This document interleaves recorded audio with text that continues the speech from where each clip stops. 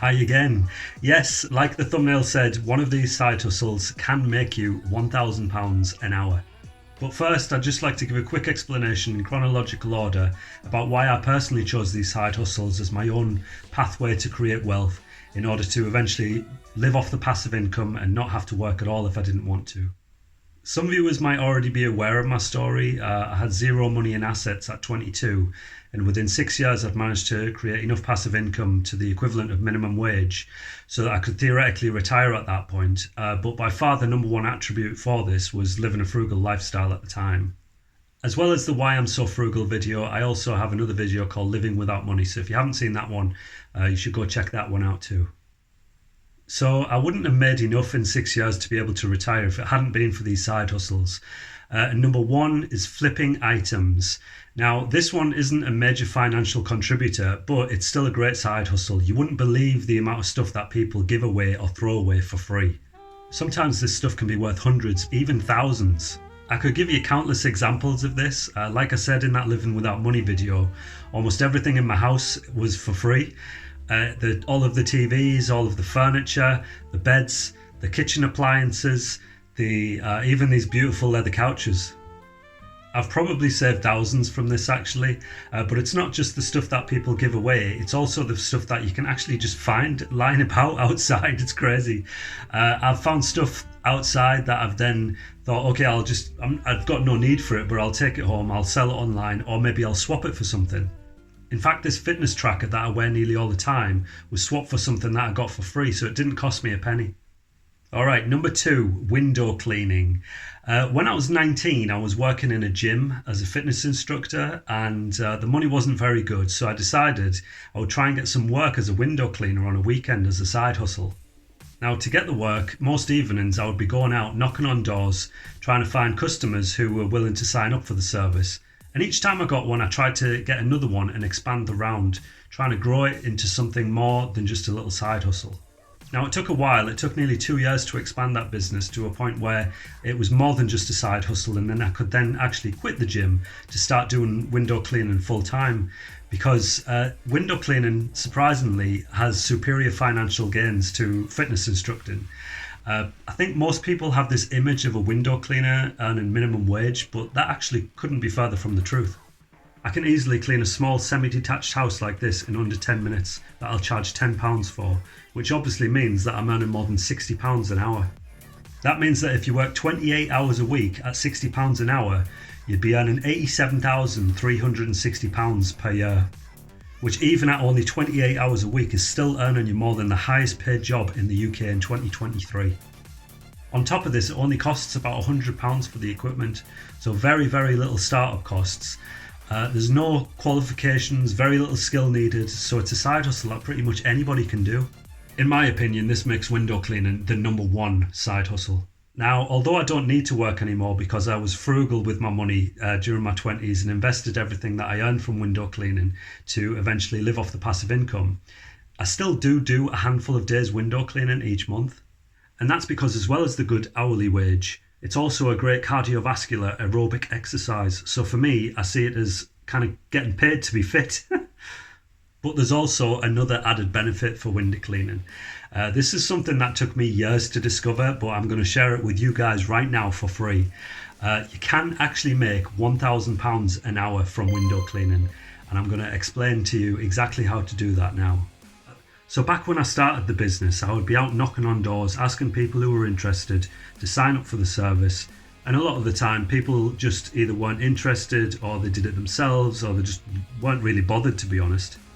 So I was only getting about 1 or 2 houses in an evening's work knocking on doors, but every so often I would come across a patch of houses, an estate, where the old window cleaner had retired, or just quit, or simply disappeared. Now this would be like hitting the jackpot, because for whatever reason he left, you would find this estate of houses in need of a window cleaner. Now when this happens, you can pick up about 10 new customers in the space of an hour.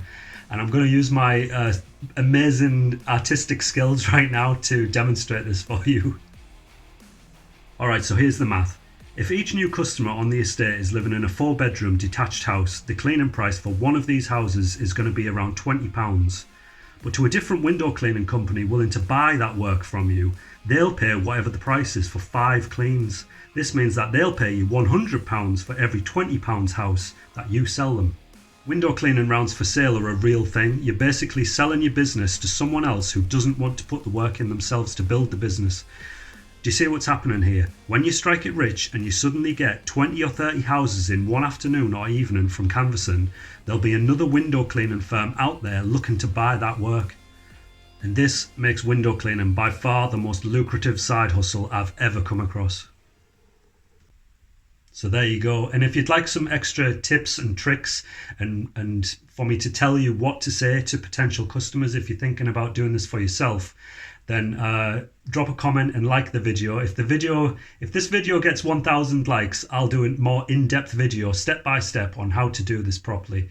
I won't just cover over the basics like I've done here. I'll go into much more detail about it. All right, number 3. Fast food delivery. Now, I know you'll have heard of Uber Eats or Deliveroo or whatever other food delivery services are out there. And I've heard from guys doing this that the hourly income isn't too bad for this. I think it averages around £25 an hour working at the times that you actually are able to decide for yourself. Now, I've never done that kind of delivery service. But when I quit the gym and I started doing the window cleaning full time, I was looking for an extra side hustle that I could do on the evening so that I could aggressively save for the first house that I wanted to buy. I wanted to get on the property ladder as soon as I could, so any extra income would come in really handy. And what I did was I started delivering pizzas and eventually Chinese food, and I used my car to do it, but obviously you don't need any qualifications for this, anybody can do it. And I actually really enjoyed it at the time. I would often have friends with me who would come out in the car. So, you know, for a guy in his early 20s, it was just getting paid to drive around with your mates on a night. Yeah, anybody can do it. It's a great side hustle. I've heard from people doing this now that they get about £100. So if you're looking to try and earn and invest as much as you can, then this would be an added little side hustle that you could do for that reason. And number 4, spare room rentals. When I did get my first house at 23, I had one spare bedroom. It was a little 2-bedroomed house and I had a spare bedroom. Now, if Airbnb had been a thing in the Europe at the time, I probably would have chose to try and make money through Airbnb. But instead, what I done was I rented it to a friend. Now, obviously, at 23, I had a lot of friends who were kind of living with parents still, looking to move out, and they were looking for someone to share the rent with. So it was a no-brainer, really. I was able to rent them my spare room. It would cover the cost of my mortgage, which would mean that I could then save aggressively again for the next house that would become my first property rental. What's funny about this actually is that I was so frugal at the time that I would keep old tea bags that had been used and I would dry them out and I'd reuse them again. And I had like a little plate next to the sink where I'd put these old tea bags and they were starting to mount up a bit because they'd be like waiting to dry out. And I remember the guy that was renting my spare room at the time, my friend Barry, he used to call it Teabag Mountain. So yeah, if you've got a friend who you can maybe rent your spare room to, then obviously that's going to give you some extra cash that could also come in handy for saving to hopefully invest in order to create passive income as well. Now, I don't know if where you live, Airbnb is popular.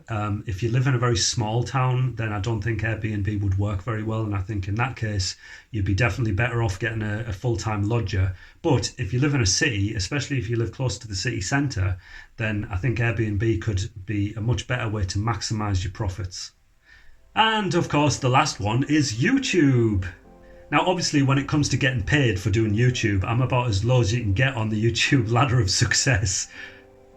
But who knows, maybe you are the next Mr. Beast or PewDiePie, and your channel might suddenly grow and expand and you might be able to get a decent second income from it. I truly believe that if you're trying to improve your videos, you're offering value, that's a big one. Make sure to offer value in your videos. That's the most important thing in my opinion. Then you can eventually learn the tricks, how to make better videos. If you're always improving, then I truly believe anyone can make a success of YouTube. And unlike the other side hustles, YouTube is much more scalable. So if your channel did blow up, then it really would become an amazing way to earn great passive income. The brilliant thing about these side hustles is that you can actually do them all at the same time. I mean, obviously, if I had a time machine, I would go back to the inception of YouTube and I would have started my channel then. Obviously, that's not possible. So for you guys out there who were thinking about starting your own channel, the time to start was yesterday. I truly believe that you can make a success of it as long as you're willing to try and improve your videos with each time. You want to offer value to the world and you love the creative side to it. I really enjoy doing YouTube personally, and yeah, I wish you all of the success in the world if you decide to make it your own endeavor. Alright, that is the end. Hope you got something from this video. Hope it's inspired you in some way. If it has, let me know. And remember to like the video. If I get those 1,000 likes on this video, then I'll do that more in-depth video on how to earn £1,000 an hour. And I'll do a step-by-step guide to make it a bit easier for you guys. Hopefully see you next time. Ciao.